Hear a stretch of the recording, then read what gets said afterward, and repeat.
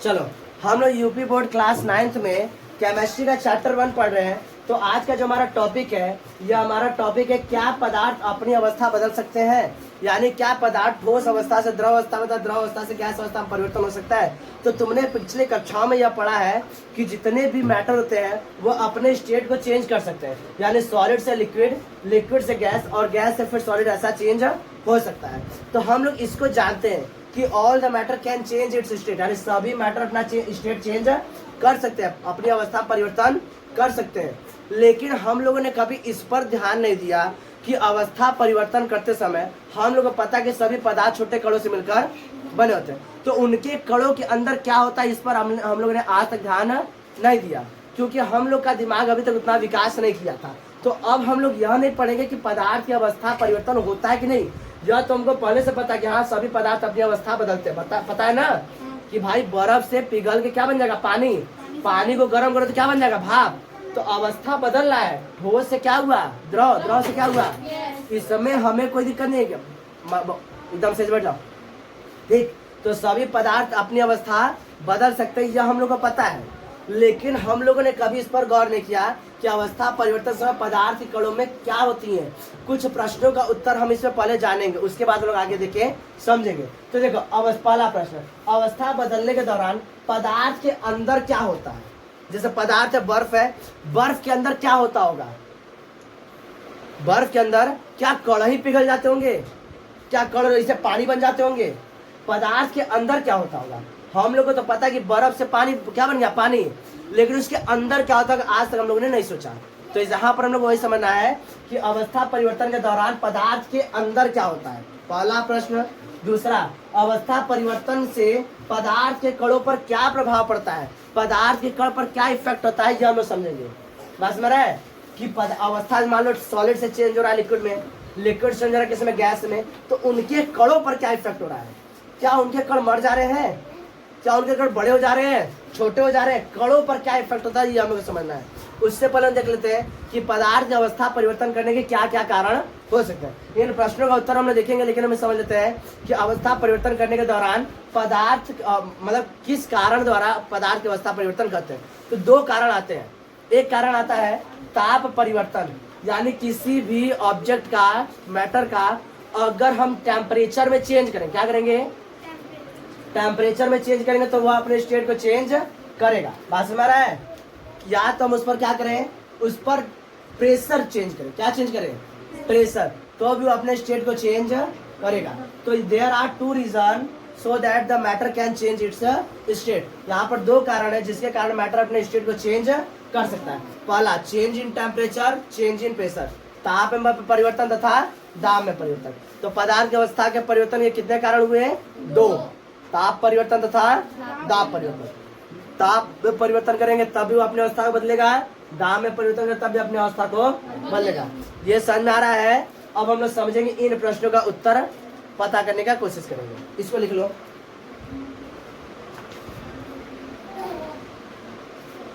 अब ध्यान से इसको समझो। देखो, मान लेते हैं, यहाँ नीचे दिख रहा है कैमरे में, ठीक है, मान लेते हैं हमारे पास एक बर्तन है, ठीक है, ये हमारे पास एक क्या है, बर्तन है। ध्यान समझना इसको। इस बर्तन हमारे पास क्या है, बर्फ के टुकड़े हैं, क्या है, बर्फ की तरह से टुकड़े हैं। बात समझना, ठीक है। अब हम एक बर्फ का टुकड़ा लेकर जूम करके देखते हैं। तो एक बर्फ का टुकड़ा लेंगे तो बर्फ का टुकड़ा जिस तरह होगा, इसको और जूम अगर करेंगे तो बर्फ के टुकड़े हमें ऐसे दिखाई देंगे। इस तरह से किससे मिलकर बने हुए हैं, कणों से मिलकर बने हुए हैं। और जो कण एकदम बहुत ज्यादा क्या है, पास पास है, इनके बीच क्या है, अंतरा अणु आकर्षण बल द्वारा क्या है, ये बहुत तेजी से बंधे है ना। तो हम ये जूम कर देख रहे हैं, ये पदार्थ के कण इस तरह है, ठीक। अब इसको हम क्या कर रहे हैं, उष्मा दे रहे हैं, क्या दे रहे हैं, उष्मा। नीचे इस तरह से बर्नर जला के क्या दे रहे हैं, उष्मा दे रहे हैं। यहाँ पर आग जला दे, क्या कर दिए, आग जला। अब ध्यान सुनना, जब आग जलाएंगे तो यह उष्मा इन पदार्थ के कणों को मिलेगा, किसको मिलेगा, इस ठोस पदार्थ के कणों को मिलेगा। अब हमें पता है, तुम लोग को याद होगा जब हम पदार्थ के कणों की बता रहे, उसके गुण बता रहे थे, तो बताते थे सभी पदार्थ कण क्या करते हैं, गति करते हैं। बताए थे कि पदार्थ चाहे ठोस हो, चाहे द्रव हो, चाहे गैस हो, पदार्थ के कण क्या करते रहते हैं? गति करते रहते हैं। यानी the particles of the matter are continuously move, लगातार क्या करते रहते हैं? मोशन करते रहते हैं। ये बात अलग है, ठोस में थोड़ा कम मोशन करते हैं और गैस में ज्यादा। याद आ रहा है? अब देखो ये सॉलिड है, इसके पार्टिकल मोशन नहीं करेंगे लेकिन चाहेंगे कि हाँ मोशन करें, तो अपने ही स्टेट में क्या करते हैं? वाइब्रेट करते हैं। क्या करते हैं? वाइब्रेट करते हैं। बात सुना रहा है? तो अपने ही पोजीशन में क्या करते हैं? एक मिनट दिखा रहा हूं।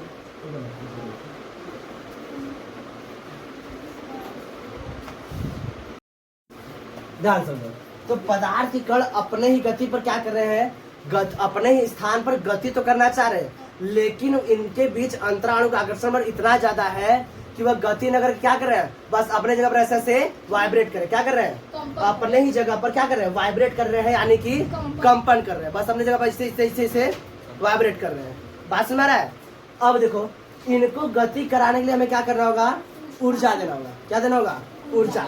बात सुना रहा है? तो यहाँ पर हम इसको दे रहे हैं ऊर्जा, उष्मा के रूप में क्या दे रहे हैं? ऊर्जा दे रहे हैं। अब इनको उष्मा मिलेगा, जब इनको ऊर्जा मिलेगा तो पदार्थ के बीच का जो पहले से आकर्षण बल है वो क्या होगा? धीरे धीरे कमजोर होगा। क्या होगा? कमजोर। अब जैसे देखो मान लो समझो, जब पदार्थ को उष्मा मिलेगा तो इनके कण ऐसे गति कर रहे थे, अब ज्यादा ऊर्जा मिलेगा तो ज्यादा गति करने लगेंगे। क्या करने लगेंगे? ज्यादा गति। अब ज्यादा गति करेंगे तो उनके कणों के बीच जो बंध बना हुआ है ज्यादा दूर दूर गति करने से क्या होगा? टूट जाएगा। क्या हो जाएगा? अब जब बंध टूट जाएगा तो पदार्थ के कणों के बीच क्या हो जाएगा? अंतराणु का आकर्षण बल ज्यादा हो जाएगा। अब जब ज्यादा, आराम जाओ उधर,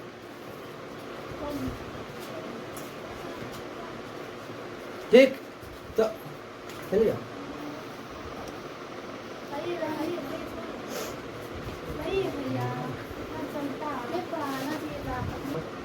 ठीक है। तो अब पदार्थ कर क्या कर रहे हैं? बहुत तेजी से ऐसे गति कर रहे हैं। बहुत ज्यादा गति करने की वजह से उनके कणों के बीच का जो अंतराणु का आकर्षण बल द्वारा जो बंध बंधे हुए हैं वो क्या हो जाएंगे? टूट जाएंगे। आराम से, वो क्या हो जाएंगे? टूट जाएंगे। अब जब वो बंध टूट जाएंगे तो पदार्थ कण क्या लगेंगे? अब बहने लगेंगे। क्या लगने लगेंगे? बहने, क्योंकि उनके बीच का अंतराणु का आकर्षण बल ज्यादा हो गया। अब पदार्थ के कण बहने लगे। अब बहने की वजह से क्या हो गया? यह ठोस अवस्था से किस में परिवर्तित हो गए? द्रव अवस्था। बात सुना यार? ये होता है पदार्थ के अंदर। तो ध्यान समझो, पदार्थ जब ठोस अवस्था में रहता है तो ठोस के कणों, ठोस के अणु अंतराणु का आकर्षण बल द्वारा क्या होते हैं? बंधे रहते हैं। क्या होते हैं? ठोस के अणु इंटरमॉलिक्यूलर फोर्स के कारण क्या होते हैं? एक दूसरे से एकदम टाइटली पैक्ड रहते हैं। एकदम कैसे रहते हैं? एकदम टाइटली पैक्ड होते हैं। ठीक? जब ठोस को उष्मा यानी हीट प्रोवाइड की जाती है, क्या की जाती है? हीट प्रोवाइड की जाती है।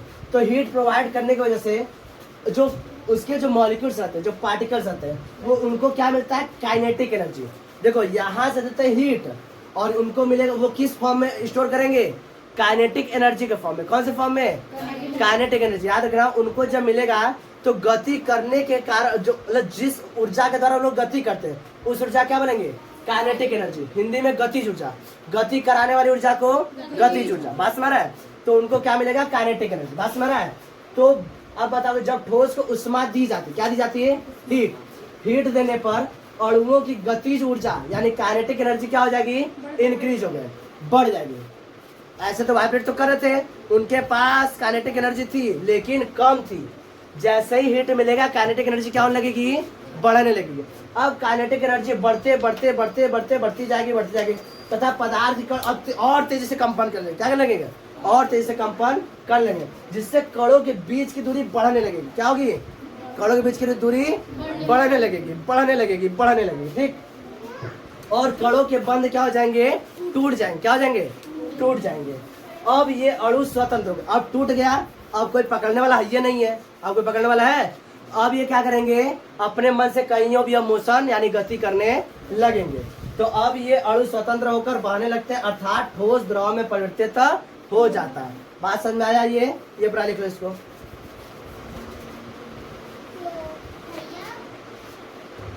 चलो ध्यान दो, अब हम लोग समझेंगे गलना किसे कहते हैं। गलना या पिघलना क्या होता है? ध्यान समझो। देखो, जब ठोस जो होता है, बर्फ होता है, ठोस है, ठोस जब क्या होने लगे?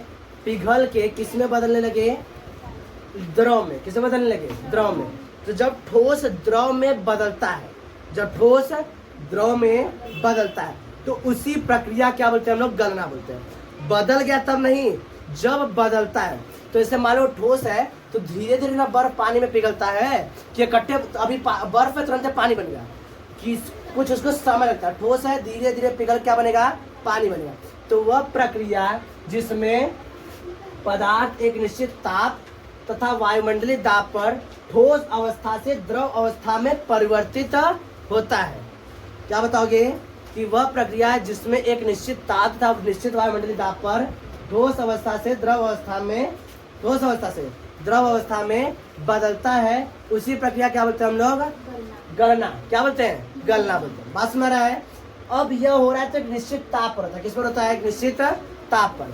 जैसे बर्फ को पिघलाने के लिए हमें एक फिक्स्ड टेम्परेचर प्रोवाइड करना होगा, नहीं तो बर्फ पिघलेगा नहीं पिघलेगा। उसी तरह तो अब इसे हम लोग पढ़े गलनांक बिंदु, यानी वह किस टेम्परेचर किस बिंदु पर आके पिघल जाएगा, किस बिंदु पर आके पिघल जाएगा। ध्यान समझना कि वह न्यूनतम ताप जिसे हम देख रहे थे, टेम्परेचर दे रहे थे ना, तो वह न्यूनतम ताप जिस ताप पर एक के बाद लिखना तुम लोग, जिस ताप पर लिखना था, जिस ताप पर ठोस पदार्थ एक वायुमंडलीय दाब पर ठोस से द्रव अवस्था में परिवर्तित होने लगता है, यानी वह मिनिमम टेम्परेचर जिस पर कोई भी सॉलिड सब्सटेंस लिक्विड सब्सटेंस में कन्वर्ट होने लगता है, तो उस मिनिमम टेम्परेचर क्या बोलते हैं हम लोग, उसका मेल्टिंग पॉइंट बोलते हैं। क्या बोलते हैं, मेल्टिंग पॉइंट, यानी कि गलनांक बिंदु बोलते हैं। बात सुना है। तो गलनांक बिंदु किसे कहते हैं, तो वह न्यूनतम ताप जिस ताप पर ठोस पदार्थ एक वायुमंडलीय दाब पर ठोस से द्रव में परिवर्तित होने लगता है, उसका गलनांक बिंदु कहलाता है। क्या कहलाता है, गलनांक बिंदु। जैसे बर्फ का गलनांक बिंदु था 0 डिग्री सेल्सियस, यानी 273.15 केल्विन। अब ध्यान से अगर समझो तो हम लोग जो टेम्परेचर प्रोवाइड कर रहे थे, तो उनके बीच मान लो इसे बंदे, जैसे ऐसे समझो, जैसे मान लो तुम कोई सामान खरीदने गए, ठीक, कोई सामान खरीदने गए, अब इसका तुम दाम दे रहे हो 10 रुपया, ये कर हम नहीं बेचेंगे, 20 रुपया नहीं बेचेंगे, 30 रुपया नहीं बेचेंगे, 40 रुपया नहीं बेचेंगे, 50 रुपया, हाँ ठीक है। तो 50 रुपये इसका क्या है, बिकने का बिंदु है, यानी इसके बेचने का जो वैल्यू है वो कितना है, 50 रुपया। इसी तरह जब हम इस बर्फ को क्या दे रहे थे, उष्मा दे रहे थे। क्या दे रहे थे, उष्मा। तो हम इसको टेम्परेचर दिए, तो बर्फ का टेम्परेचर मान लेते कितना है, -5 डिग्री सेल्सियस। कितना है, हम इसको टेम्परेचर दिए, इसका टेम्परेचर बढ़ के आया -4।